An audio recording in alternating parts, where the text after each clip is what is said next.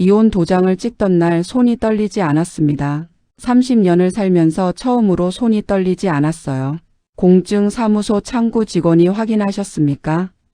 물었을 때 저는 또렷하게 내라고 했습니다. 목소리도 흔들리지 않았습니다. 그날 저녁 저는 혼자 된장찌개를 끓였습니다. 30년 만에 처음으로 내가 먹고 싶은 재료만 넣어서. 그런데 그 다음날 아침 제가 한 일을 아셔야 합니다. 새벽 6시 저는 컴퓨터를 켰습니다. 국세청 홈택스에 접속해서 사업자 폐업 신고란에 법인 등록번호를 입력했습니다. 그 법인의 대표자 이름은 이순자 바로 저였습니다. 30년 동안 남편 김덕수가 실제로 운영하고 제 이름만 빌려 세워둔 그 회사. 클릭 한번. 신고 완료. 그 순간부터 대표님 소리를 달고 살던 김덕수는 아무것도 아닌 사람이 되었습니다. 계좌는 묶이고 신용은 바닥을 쳤고 30년 동안 그가 쌓아 올린 것들이 하루아침에 먼지가 되었습니다. 그런데 시댁 전화가 빗발치기 시작한 건 그로부터 2시간 후였습니다. 하지만 이후 드러난 진실은 저조차 몰랐던 것들이었습니다.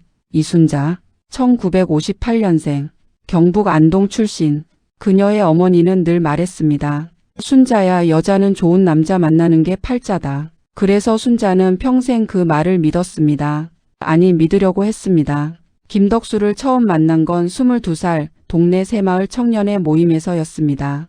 그는 키가 크고 말이 많았습니다. 자신감이 넘쳤고 남들 앞에 서는 걸 좋아했습니다. 순자는 그런 남자가 신기했습니다. 자기 집안은 아버지가 과묵한 분이라 남자가 말을 많이 하면 뭔가 든든하다고 느꼈거든요. 결혼은 만난 지 10달 만에 했습니다. 시댁은 대구에서 작은 철물점을 하고 있었고 살림은 넉넉지 않았지만 시어머니가 순자를 처음엔 아끼는 눈치였습니다. 적어도 첫 2해는요. 아들이 생기면서 달라졌습니다. 남편 덕수는 아들이 태어나자 갑자기 사업을 하겠다고 했습니다. 장인어른 몰래 순자 친정 돈을 빌렸고 시아버지한테도 손을 벌렸습니다. 첫 번째 사업은 인쇄소였습니다. 2년 만에 문을 닫았습니다. 두 번째 사업은 건축 자재 납품이었습니다. 그때 덕수가 순자에게 말했습니다. 당신 이름으로 사업자 내자. 내가 전에 조금 빚이 있어서. 당신 이름으로 내면 대출 받기가 더 좋아. 순자는 몰랐습니다. 그게 무슨 의미인지. 그냥 도장 찍으라는데 찍었습니다. 그 도장이 30년 후 자신의 무기가 될 줄은 그때는 꿈에도 몰랐습니다. 사업은 그럭저럭 됐습니다. 아주 잘 된 건 아니지만 직원 대여섯 명의 사무실도 생겼습니다. 덕수는 밖에서 사장님 소리를 들었고 접대다 뭐다 하며 늦게 들어오는 날이 많아졌습니다. 순자는 집에서 애 둘 키우며 시어머니 병수발하며 회사 격리 장부까지 정리했습니다. 회사 이름은 순자건업, 대표자는 이순자. 하지만 순자가 회사 도장을 쓴 적은 딱 2번. 처음 법인 만들 때 그리고 대출 보증 서류 쓸 때. 그 외엔 모든 게 덕수가 했습니다. 순자는 이름만 빌려준 사람이었습니다. 그런 세월이 30년이었습니다. 아이들이 크면서 집안 분위기는 조금씩 이상해졌습니다. 큰아들 민주는 서울로 올라가 취직하고 부산 출신 며느리를 데려왔습니다. 며느리 오연주는 순자에게 인사는 했지만 눈을 잘 마주치지 않았습니다. 명절에도 처가 먼저 들렀다 왔고 손주 돌잔치 때 순자는 사진에서 잘렸습니다. 나중에 며느리 친구가 SNS에 올린 걸 보고서야 알았습니다. 딸 민지는 일찍 결혼해서 경기도에 살고 있었고 생활이 빠듯하다며 손 벌리는 일이 잦았습니다. 순자는 자기 통장에서 꺼내줬습니다. 덕수 모르게. 그렇게 돈은 나갔고 남편은 바깥을 돌았고 시어머니는 3년 전 돌아가시면서 우리 덕수 잘 부탁해라는 말을 마지막으로 남겼습니다. 순자는 그 유언이 무서웠습니다. 30년을 부탁했는데도 또 부탁하는 그 말이. 갈등의 씨앗은 사소한 데서 보였습니다. 작년 가을 덕수가 새 차를 뽑았습니다. 순자에게 말도 없이. 회사 법인 명의였지만 대표자는 순자였으니까 서류에 순자 도장이 들어갔습니다. 나중에 통지서가 날아왔을 때 순자가 물었습니다. 이게 뭐예요? 몰라도 돼. 회사 거야. 회사 대표는 난데 내가 몰라도 되는 건 뭐예요? 덕수는 코웃음 쳤습니다. 당신이 대표야? 이름만 대표지. 그 말이 박혔습니다. 이름만 대표? 30년을 이름만 빌려준 사람. 그러면서 책임은 다 짊어진 사람. 순자는 그날 밤 잠을 자지 못했습니다. 처음으로 생각했습니다. 이 이름이 내가 가진 유일한 무기일 수도 있겠다고. 그 무렵 수상한 일이 하나 있었습니다. 회사 직원 중 김 과장이라는 사람이 순자에게 몰래 문자를 보냈습니다. 사모님 드릴 말씀이 있습니다. 꼭 따로 만나주세요. 순자는 처음엔 무시했습니다. 그런데 사흘 후 같은 문자가 다시 왔습니다. 사모님 제발요. 사모님이 모르시면 안 됩니다. 김 과장을 만난 건 11월의 어느 수요일 오후였습니다. 순자는 덕수 몰래 대구 시내 커피숍에서 그를 만났습니다. 김 과장은 40대 초반, 눈빛이 불안해 보였습니다. 커피가 나왔는데도 손을 컵에 올리지 않았습니다. 사모님, 사장님이 명예 이전 준비를 하고 있습니다. 명예 이전이요? 네, 이번에 새로 사귀는 분 있거든요. 그분 아들 이름으로 회사 실질 운영권을 넘기려고요. 법인 이름은 그대로 두고 서류상 사모님 명의는 유지하면서요. 순자의 머릿속이 하얘졌습니다. 새로 사귀는 분? 모르셨습니까? 몰랐습니다. 아니, 어렴풋이 느꼈지만 알고 싶지 않았습니다. 30년을 그렇게 살아온 것처럼. 그날 집에 돌아와 순자는 화장실에서 한참을 앉아 있었습니다. 거울을 봤습니다. 64. 흰머리가 뿌리부터 올라오고 눈가 주름이 깊었습니다. 손마디는 굵었습니다. 설거지, 빨래, 농번기엔 시댁 밭일까지 하며 굵어진 손가락이었습니다. 나는 뭘 위해서 이렇게 됐나. 생각이 거기서 멈췄습니다. 눈물이 나올 것 같았는데 나오지 않았습니다. 눈물도 다 써버린 것 같았습니다. 며느리 오연주 문제는 그해 추석에 터졌습니다. 명절 차례를 앞두고 순자가 전화를 했습니다. 현주야, 이번에 올 때 잡채 재료 좀 사다 줄 수 있니? 당면이랑 시금치. 전화 넘어가 잠시 조용했습니다. 어머니, 저 이번에 친정 먼저 들렀다 가야 해서요. 시간이 좀 촉박할 것 같아요. 그래도 차례는 여기서 지내는 거잖니. 민준 오빠가 얘기 안 했어요? 저희 올해 차례 따로 지내기로 했는데. 순자가 몰랐던 일이었습니다. 아들 민준에게 전화를 하자 아들은 툭 던지듯 말했습니다. 엄마, 시대가 어떤 시대야. 요즘 누가 다 모여서 차례 지내. 현주도 힘들다고 하고. 엄마 아빠끼리 지내. 엄마 아빠끼리. 그 말이 순자의 명치를 건드렸습니다. 남편은 그날도 늦게 들어왔습니다. 경제적인 문제는 더 구체적으로 조여왔습니다. 순자 명의로 된 회사 대출이 2억 3천만 원이었습니다. 처음엔 몰랐습니다. 몇 해 전 세금 신고 서류를 보다가 알았는데 덕수는 회사 운영 자금이야 신경 꺼라고만 했습니다. 그런데 김 과장의 말을 들은 후 순자는 세무사에게 연락해 봤습니다. 친정 조카가 아는 세무사였습니다. 세무사는 전화를 끊기 전에 말했습니다. 사모님, 솔직히 말씀드리면요. 이대로 이혼하시면 대출 책임은 대표자인 사모님께 남을 수 있습니다. 그런데요? 회사를 폐업하면 얘기가 달라집니다. 순자는 그 말을 밤새 씹었습니다. 딸 민지한테서는 또 문자가 왔습니다. 엄마, 나 이번 달도 좀 힘들어. 100만 원만. 순자는 오래 들여다봤습니다. 그리고 처음으로 답장을 이렇게 했습니다. 엄마도 지금 힘들어. 민지한테서 답장이 없었습니다. 그게 더 슬펐습니다. 덕수가 집에서 순자에게 마지막으로 화를 낸 건 12월이었습니다. 당신은 집에서 뭘 하는 거야? 밥이나 제대로 해놓지. 순자는 아무 말도 하지 않았습니다. 그날 저녁 조용히 이불 속에서 결심했습니다. 이 이름으로 내가 마지막으로 할 수 있는 걸 해야겠다. 순자가 이혼 전문 법무사를 찾아간 건 새해 첫 주였습니다. 법무사 사무실은 대구 시내 작은 건물 3층에 있었습니다. 접수 직원이 순자를 안내했고 중년 여성 법무사가 마주 앉았습니다. 어떻게 오셨어요? 이혼을 하려고요. 협의 이혼이요? 소송이요? 순자는 잠깐 생각했습니다. 협의로 하고 싶은데 그게 되면요? 법무사가 서류를 꺼내며 물었습니다. 재산 현황은 파악하고 계세요? 회사가 있어요. 제 이름으로. 법무사의 손이 멈췄습니다. 2시간에 걸쳐 상담이 끝났을 때 순자는 중요한 사실 하나를 알았습니다. 법인 대표자가 순자이고 이혼 후 덕수가 회사를 계속 운영하려면 대표 명의를 바꾸거나 순자 동의를 받아야 한다는 것. 그리고 폐업은 대표자 단독으로 신청할 수 있다는 것. 폐업하면 남편한테 어떻게 돼요? 법무사가 천천히 설명했습니다. 사업자 등록이 말소되니까 현재 진행 중인 계약이나 거래처 관계가 다 흔들려요. 대출도 즉시 상환 요구가 들어올 수 있고 신용에도 타격이 크죠. 실질 경영자가 채무 해결 못하면 신용 불량으로 빠질 수 있습니다. 순자는 말없이 고개를 끄덕였습니다.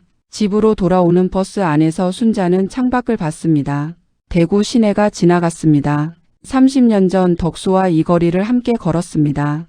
결혼 전 처음으로 손을 잡던 날이었습니다. 그때 덕수의 손은 따뜻했습니다. 순자는 고개를 돌렸습니다. 추억은 추억이고 현실은 현실이었습니다. 이혼 의사를 밝히자 덕수는 처음엔 비웃었습니다. 이 나이에 이혼? 어디 가려고? 가는 데 없어도 이혼할 수 있어요. 재산 분할 바라는 거야? 회사 내 거야 알아? 당신은 이름만 올려놓은 거고. 순자는 조용히 말했습니다. 법적으로는 내 거예요. 덕수의 얼굴빛이 달라졌습니다. 첫 번째 반전은 시어머니의 유서에서 나왔습니다. 시어머니 박점래 여사가 돌아가시기 전 법무사에게 맡겨둔 공증 유언장이 있었습니다. 그걸 순자는 몰랐습니다. 덕수도 몰랐습니다. 시어머니의 오랜 친구가 조심스럽게 연락을 해왔습니다. 시어머니 기일을 앞두고였습니다. 순자야, 점례가 살아생전에 뭔가를 맡겨뒀더라고. 순자한테 전해달라고. 봉투 안에 유언장 사본이 있었습니다. 내용은 단 3줄이었습니다. 내 며느리 이순자에게. 덕수가 내 이름으로 빌린 돈 2억은 덕수 것이 아니라 원래 내 친정아버지 유산에서 나온 것이다. 나는 알고 있었다. 미안하다. 순자는 그 편지를 3번 읽었습니다. 손이 떨렸습니다. 이번엔 진짜로. 친정아버지 유산. 순자는 기억을 더듬었습니다. 아버지가 돌아가신 건 1998년. 당시 작은 땅이 하나 있었는데 오빠와 나눠 갖기로 했다가 오빠가 형편이 어렵다며 팔자고 했고 그 돈 일부가 순자 계좌로 들어왔습니다. 3천만 원이었던가 정확히 기억이 안 났습니다. 그 돈이 씨앗이 됐고 덕수가 그것을 회사 운영에 끌어다 쓰면서 대출까지 얹었다는 걸 시어머니는 알고 있었습니다. 그리고 말하지 않았습니다. 30년 동안. 마지막에야 말했습니다. 순자는 오빠에게 전화를 했습니다. 오빠 아버지 돌아가셨을 때 내 계좌로 들어온 돈 오빠 혹시 기억해? 오빠가 긴 침묵 끝에 말했습니다.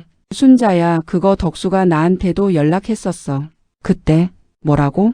자기 사업에 보태야 한다고 내 계좌로 넣어줘도 자기가 관리하겠다고. 나는 그냥 너도 아는 줄 알았지. 순자는 전화를 끊었습니다. 창문 밖에 겨울비가 내렸습니다. 가장 큰 반전은 덕수의 새 여자에게서 나왔습니다.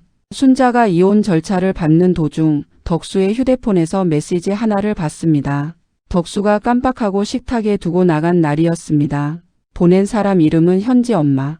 메시지 내용은 이랬습니다. 덕수 씨 아들 사업권 서류 이번 달 안에 처리해줘야 해요. 회사 대표 이전 빨리 해요.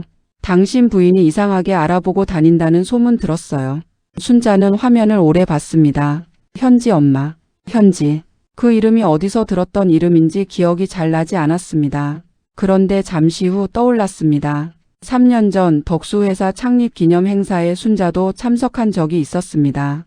그때 한 여성이 인사를 했습니다. 안녕하세요. 격리 보는 박현지라고 합니다. 격리 박현지. 그때 나이가 30 중반쯤 됐을까? 현지 엄마. 순자는 식탁 의자에 천천히 앉았습니다. 덕수가 그 여자와 언제부터인지는 몰라도 아들까지 엮어서 회사를 통째로 넘기려 했다는 것. 자기 명의 회사도 아닌 아내 이름으로 세운 회사를.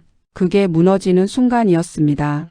분노가 먼저 왔습니다. 가슴이 타는 것 같았습니다. 그 다음엔 이상하게 혼란스러웠습니다. 30년의 기억이 다 다시 재생됐습니다. 덕수가 다정했던 날들. 아이들이 어릴 때 함께 처음 사무실 계약하러 갔던 날. 그날 덕수가 당신이 있어서 내가 사업을 할 수 있어라고 했던 말. 그게 다 진심이 아니었나? 아니면 그때는 진심이었는데 어느 순간 변했나? 알 수가 없었습니다. 좌절이 마지막으로 왔습니다. 나는 도구였구나. 순자는 그날 이후 이틀을 거의 먹지 않았습니다. 딸 민지가 그 사이 전화를 했습니다. 무슨 말이 돌았는지 알고 전화한 건지 아니면 그냥 돈 때문에 전화한 건지. 엄마 아빠랑 이혼한다는 게 사실이야? 응. 왜? 지금 이 나이에? 엄마 나이가 몇인데? 64. 그래서 이 나이에 혼자 어떻게 살아? 순자는 말했습니다. 지금도 혼자 살았어. 민지가 말이 없었습니다. 이혼 서류에 도장을 찍는 날 덕수는 순자를 한번 봤습니다. 뭔가 말하려는 것 같았습니다. 입을 열었다가 닫았습니다. 순자도 보지 않았습니다. 그냥 도장을 찍었습니다. 손이 떨리지 않았습니다. 다음 날 새벽 폐업 신고를 완료하자마자 덕수의 전화가 울렸습니다. 야, 이순자. 지금 무슨 짓을 한 거야? 폐업 신고요. 내가 대표니까 내가 했어요. 당신 미쳤어? 지금 거래처 다 날아가는 거 알아? 대출이 어떻게 되는 줄 알아? 알아요. 세무사한테 다 들었어요. 덕수가 고함을 질렀습니다. 순자는 전화를 끊었습니다. 시댁 시형 남편 형이 달려왔습니다. 순자 씨, 이게 무슨 짓이야? 덕수가 지금 어떻게 되는 줄 알아? 신용 불량이 돼버린다고. 저도 알아요. 그래서 이러는 거야? 복수하려고? 순자는 시형을 받습니다. 복수가 아니에요. 제 이름으로 된 거 제가 정리한 거예요. 30년 동안 이름 빌려줬으면 됐죠. 시형이 말문이 막혔습니다. 시형이 돌아가고 신우이한테서 문자가 왔습니다. 언니 너무한 거 아니야? 오빠 이제 어떡해? 순자는 답장하지 않았습니다. 어떡하긴. 본인이 알아서 하겠지. 처음으로 이런 생각이 가볍게 죄책감 없이 들었습니다. 폐업 신고 이후 2달이 지났습니다. 덕수는 그 사이 새 집을 구했다는 소문이 들렸습니다. 박현지와 함께인지는 알 수 없었습니다. 알고 싶지도 않았습니다. 회사 대출 2억 3천은 법적으로 대표자인 순자에게도 일부 책임이 있었지만 세무사와 법무사가 함께 검토한 결과 실질 운영자가 덕수라는 걸 입증하는 서류들이 있었습니다. 김 과장이 결정적인 증인이 됐습니다. 최종적으로 순자가 지게 된 채무는 없었습니다. 법이 이번엔 순자 편이었습니다. 봄이 됐습니다. 순자는 경북 어느 소도시에 방 2칸짜리 작은 집을 전세로 얻었습니다. 친정 오빠가 보증금을 도왔습니다. 오빠는 눈물을 글썽이며 말했습니다. 순자야, 미안해. 그때 내가 덕수 말을 들은 거 진짜 미안해. 순자는 괜찮다고 했습니다. 진짜 괜찮았는지는 모르겠지만 적어도 오빠를 원망하진 않았습니다. 딸 민지가 어느 날 찾아왔습니다. 작은 짐을 들고 뭔가 민망한 표정으로. 엄마, 나 좀 도와줄 수 있어? 이번에 애 학원비가. 순자는 잠깐 보다가 말했습니다. 들어와. 밥은 먹었어? 민지가 눈을 깜빡였습니다. 엄마 화 안 났어? 화가 없진 않아. 그래도 내 엄마잖아. 민지가 그 말에 울었습니다. 갑자기 와라. 아이처럼. 순자는 딸의 등을 두드렸습니다. 한참을. 이게 내 새끼지 뭐. 아들 민준에게서는 문자가 왔습니다. 엄마 잘 지내? 나중에 내려갈게. 순자는 짧게 답했습니다. 그래. 건강해라. 더 바라지 않기로 했습니다. 서운한 마음이 없다고 하면 거짓말이겠지만 그게 아들의 한계라면 어쩔 수 없었습니다. 아들을 미워하는 에너지가 아까웠습니다. 마지막 진실은 봄 벚꽃이 필 무렵 왔습니다. 시어머니 친구분이 다시 한번 연락을 주셨습니다. 이번엔 작은 봉투를 하나 더 전해줬습니다. 점내가 이걸 같이 맡겨뒀는데 순자 네가 이혼하면 줘라 했어. 봉투 안엔 통장 하나가 있었습니다. 농협통장. 예금주 이순자. 잔액 4,800만 원. 시어머니가 순자 모르게 조금씩 모아두신 돈이었습니다. 며느리 이름으로. 편지 한 장이 함께 있었습니다. 순자야. 내가 평생 덕수 편을 들었다. 그게 나쁜 엄마라는 걸 알았는데도 어쩔 수 없었다. 이 돈은 내 것이다. 마음껏 써라. 늦어서 미안하다. 순자는 통장을 가슴에 꼭 안았습니다. 눈물이 났습니다. 이번엔 오래오래. 어머니. 30년 동안 한 번도 따뜻하다고 느끼지 못한 시어머니가 마지막엔 이랬습니다. 사람은 참 모른다고 생각했습니다. 끝나고서야 보이는 것들이 있다고. 순자는 그 봄 처음으로 혼자 여행을 갔습니다. 경주였습니다. 벚꽃길을 혼자 걸었습니다. 관광객이 많았지만 순자는 이상하게 외롭지 않았습니다. 어느 벤치에 앉아 따뜻한 커피 한 잔을 손에 쥐고 하늘을 봤습니다. 그제야 깨달았습니다. 30년을 누군가의 이름으로 살았던 자신이 처음으로 자기 이름으로 숨을 쉬고 있다는 걸. 이순자. 그 이름이 이제야 자기 것이 됐습니다.